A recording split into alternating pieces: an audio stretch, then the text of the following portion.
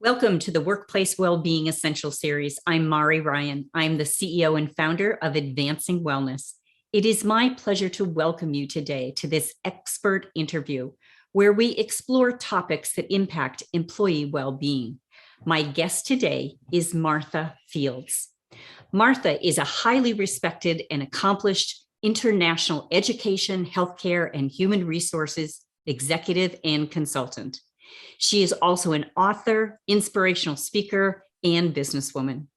At the age of 33, Martha became Vice President of Human Resources at a Harvard Medical School affiliated teaching hospital. Martha is a prolific writer and is the author of 8 books.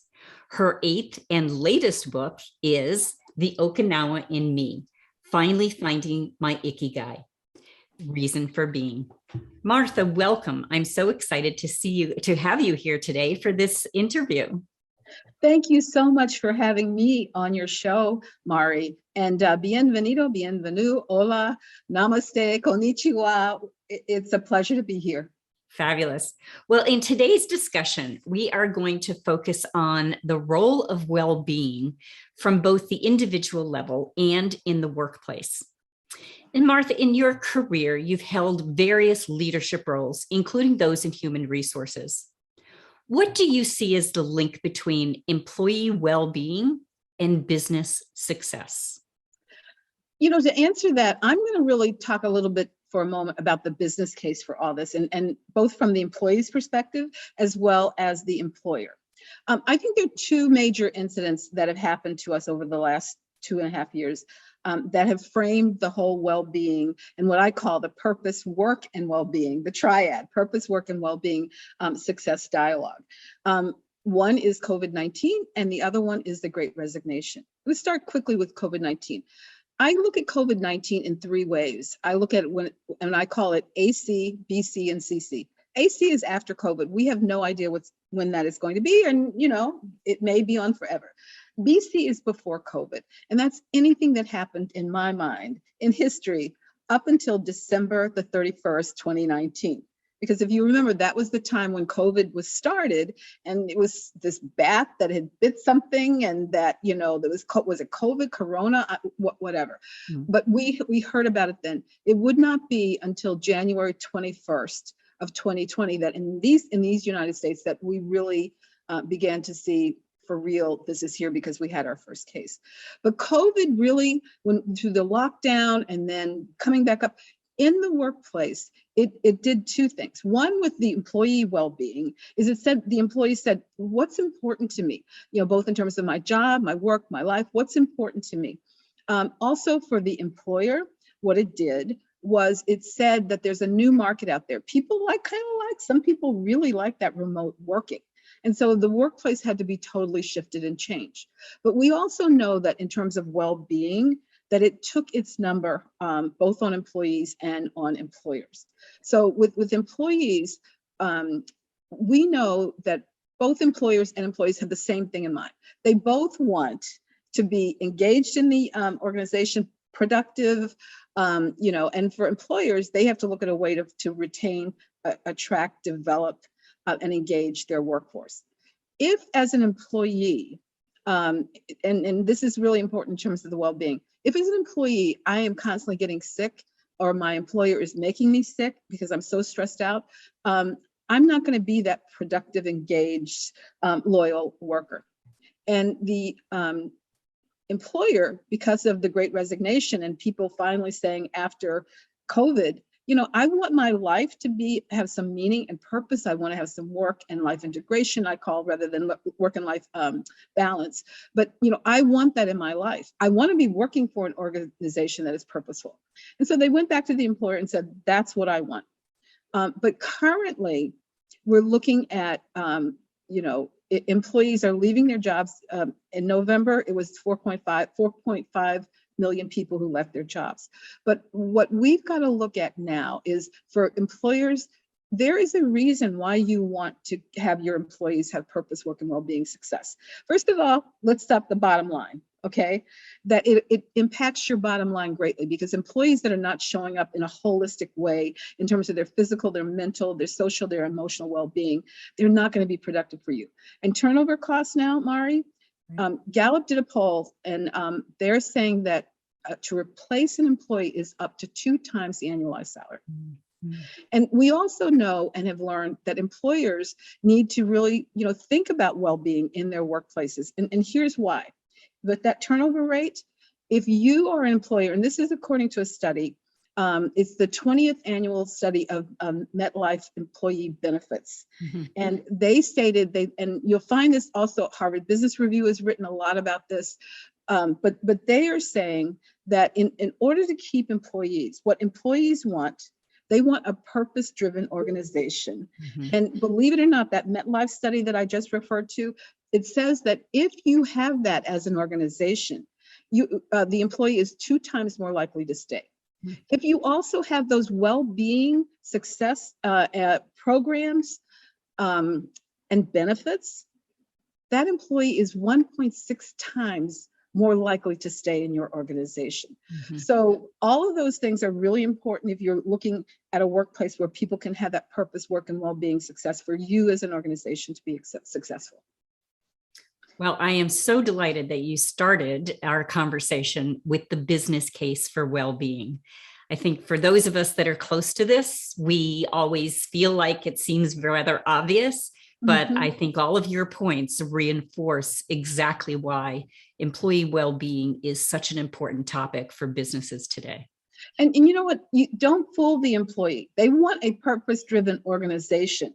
But they also, they're concerned about the bottom line. They're concerned about the customer. But one of the things that I think is also sometimes missing in this dialogue about purpose, work, and well-being success is that employers have got to, have great leaders in place in order to execute all of these things, not just look to human resources for how are we going to solve these things, but really take that responsibility and learn how to be a leader in a very different remote hybrid organization. Well, there's a lot of changes that have gone on and people are still adapting, but at the core of it, well-being really is a very important element. So thank you for sharing that business case. In your latest book, The Okinawa in Me, Finally Finding My Ikigai, you outlined a framework for purpose, work, and well-being success. And you've referenced those 3 things: purpose, work, and well-being success.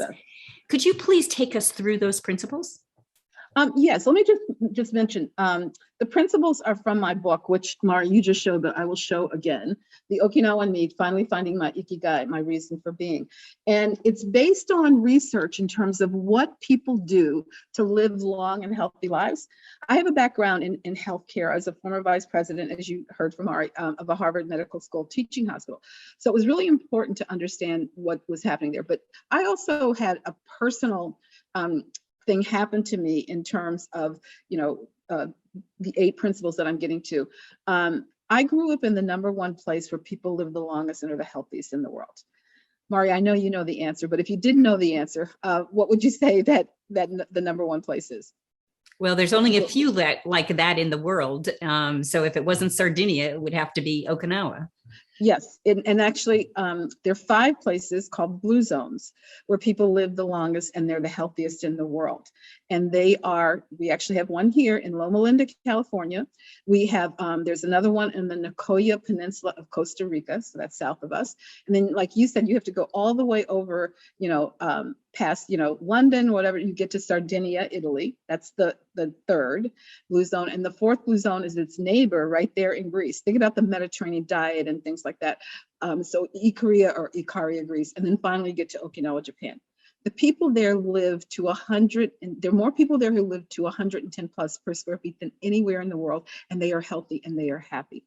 But in all of those 8 blue zones, to my surprise, and like I said, I grew up there and it was the #1 thing on my bucket list to go back there to my childhood home in Chitan, Okinawa, that I left when I was 11 years old. So decades had gone by. When I went back there, I understood what these things are in terms of how do people live a long and healthy life.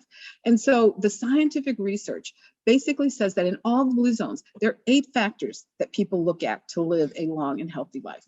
And I call them my healthy aging principles.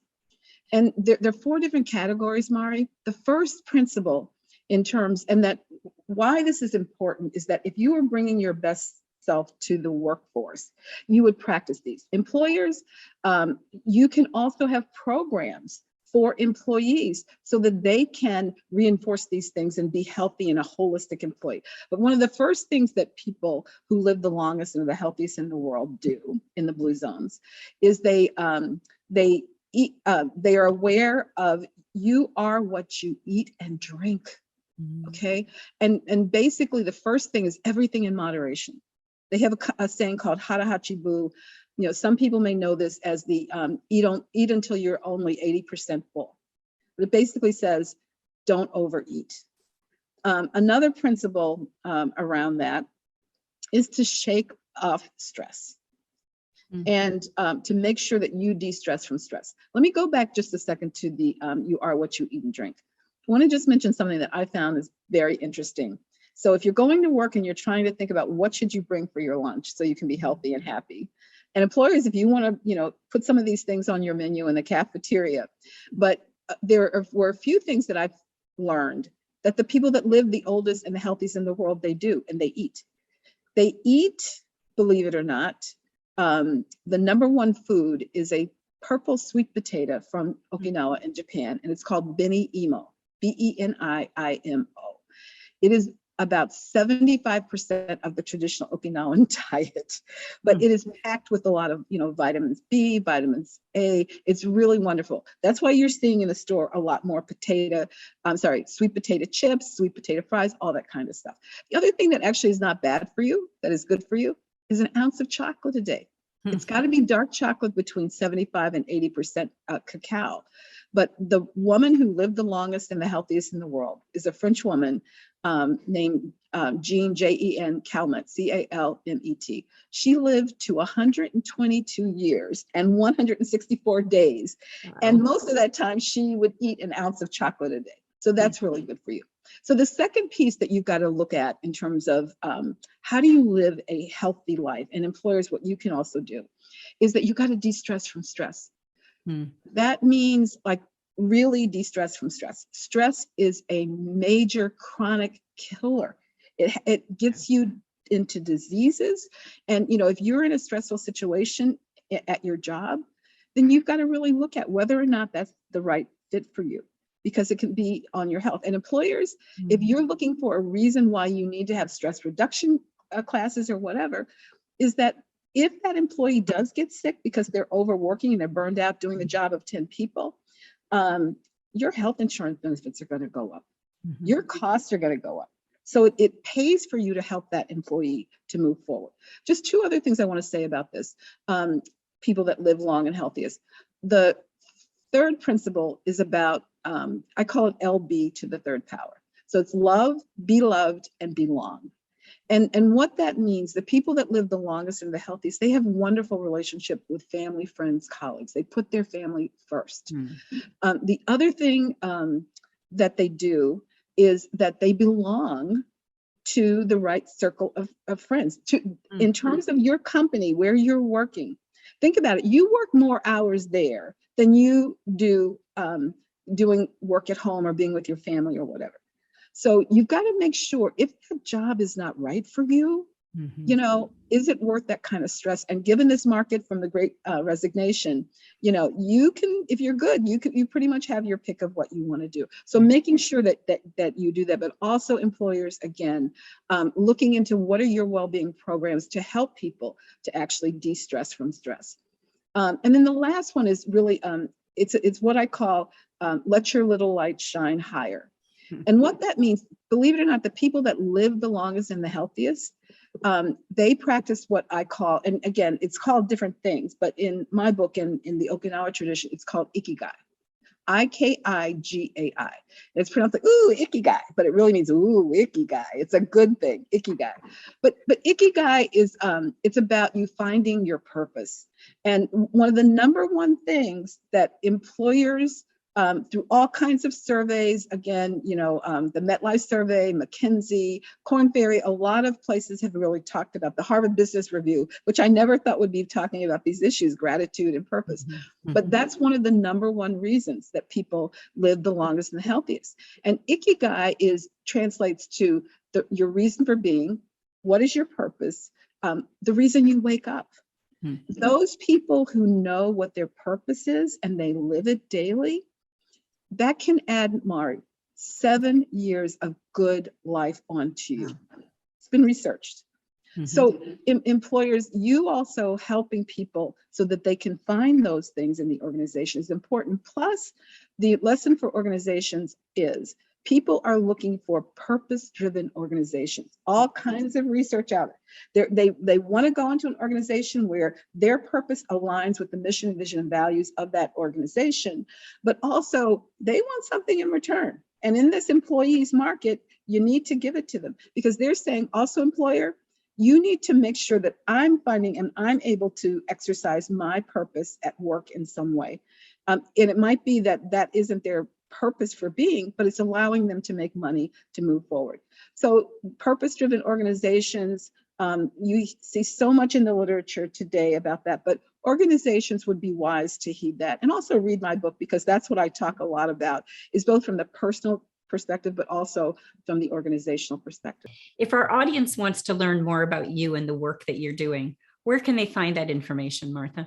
Yes, they can find that information on my website, www.okme88. So that's the letter O, the letter K, so I'm okay, and me88.com. Fabulous. And how about in order to get a copy of your book?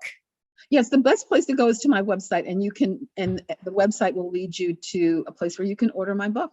Fabulous. And yes, and Mari, I can't thank you so much enough for letting me on your show. You are so well known in what you're doing, and I was honored to when you asked me to be on your podcast. You're just doing such great things in the world around all those three things that are important to me: the purpose, work, and well-being success. Thank you. Thank you for being here today. As always, it's a delight to spend time with you. Thanks, Martha.